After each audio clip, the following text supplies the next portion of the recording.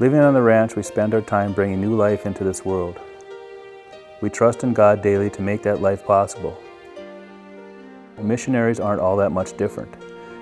They have to trust in God too for all they have, so they can bring new life to people around the world. On the ranch, we try to give to missionaries to make that new life possible. But as you know, money on the ranch isn't always there. Did you know that almost 50 years ago, a concept was developed to help farmers and ranchers like you and I give to God's work, without putting a financial burden on the ranch? The result was steer.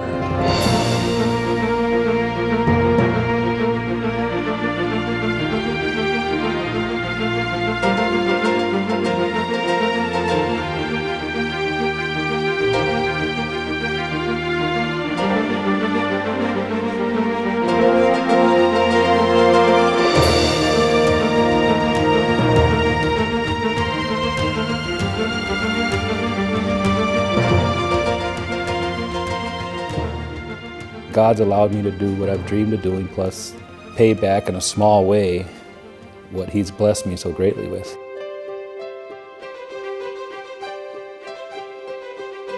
There's a lot of people I forget to pray for. Lots of important things I forget to pray for. But there's 4 people that I don't forget to pray for every day. And that's the 4 fellows I got cows for. It's just a win-win situation. There's just no hassle with Steer Incorporated. There's just no problems. It just fits right in. I see it as a good opportunity for us as good stewards to take something that the Lord has given us and our resources, and to be able to use those resources and then generate additional income to help others.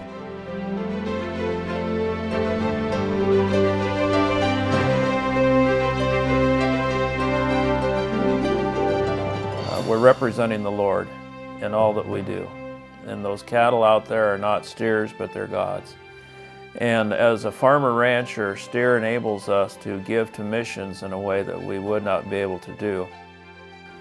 I think it's pretty neat to have some of God's cattle, and the money goes to places where I can't get to because I'm here 12 months out of the year, you know, working the cattle, and yet I can get money to these areas, whether it be close or far away. I see cows every day, all day long, and then you get a glimpse of that steer cow, and it's a constant, it's a reminder to you saying, this is not your operation. These are not your cows, this is not your place. You are here because you've chosen to be part of the Great Commission.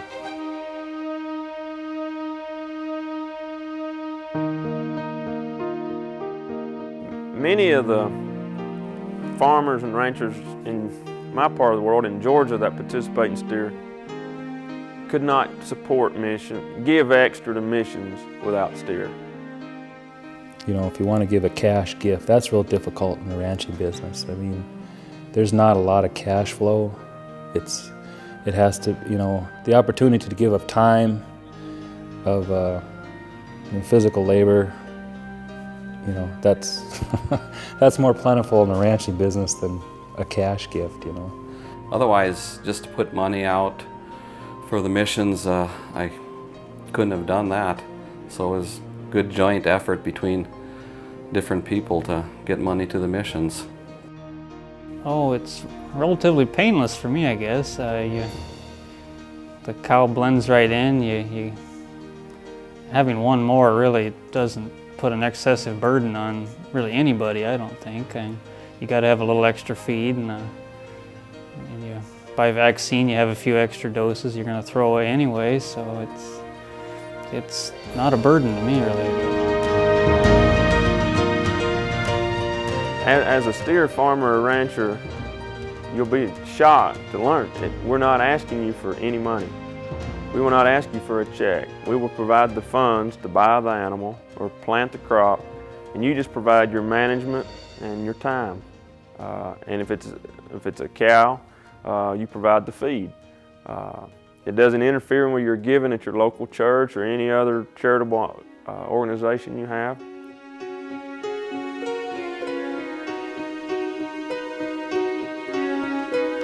And it's all a collective effort of people just putting in a little bit. I mean, and God will multiply that. How the farmers' inputs into world mission is leveraged through some very small inputs. So if 1,000 farmers can raise over $3 million worth of income for world missions, that is an amazing return on investment. If you got cows and love missions, it's almost a no-brainer. We're just asking you to open the gate and let a cow in, and you can support missions. And it's great to be part of something that is this worldwide. We get to be a part of something that's going all the way around the world.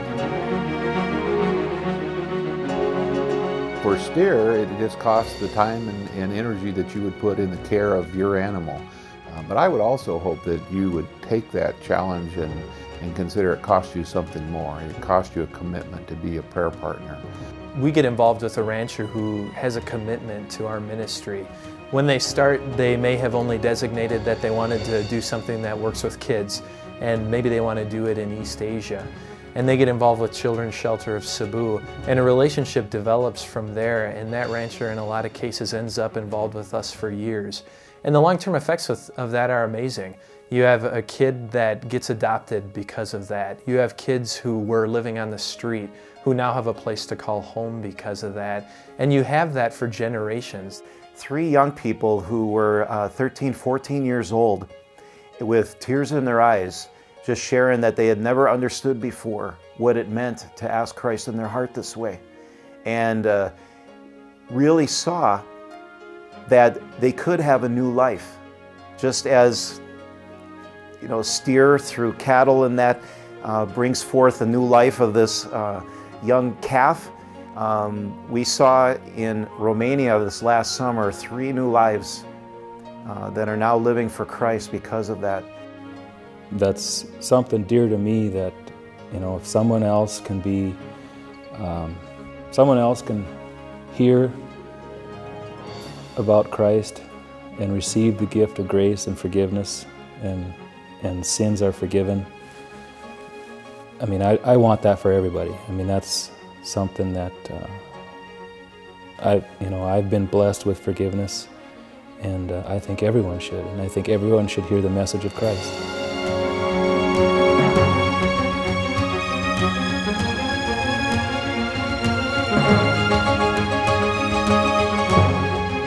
Are you ready to have a part through the resources God has blessed you with in reaching people with the gospel of Jesus Christ through Steer Incorporated?